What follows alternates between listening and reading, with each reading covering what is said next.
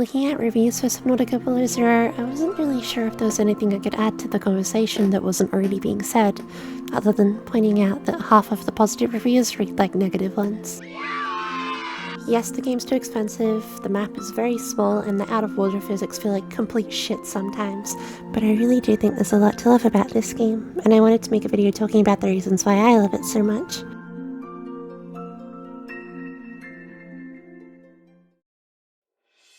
I think this game's going to be a lot easier for people to appreciate once we have Subnautica 2.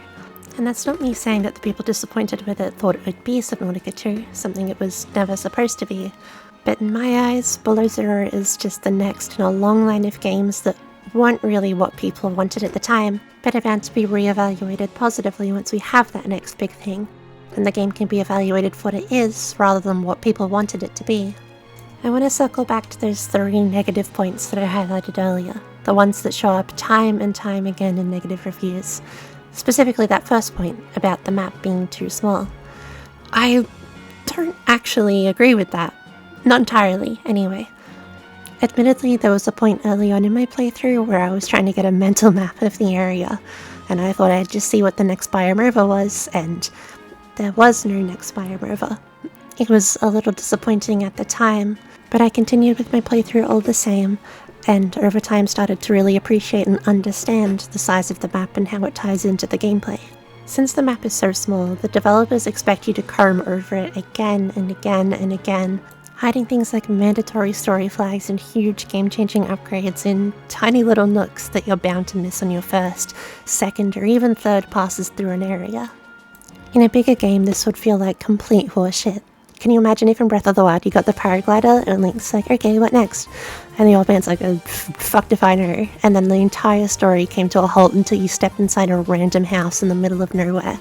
A design decision like that just wouldn't work in the original Subnautica. Its map is just a little bit too big for it. It's why major locations are hinted at in PDAs and logs and that kind of thing. A thermal power facility, which is 1,200 meters.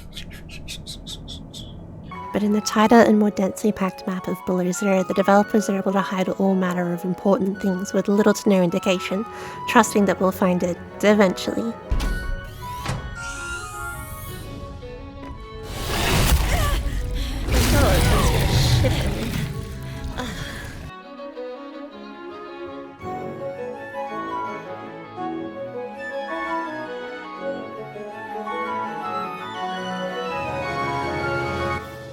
It may seem like I'm focusing a little too much on the map, but I really do think the design decisions here entangle themselves with various other aspects of this game to create a really cohesive experience.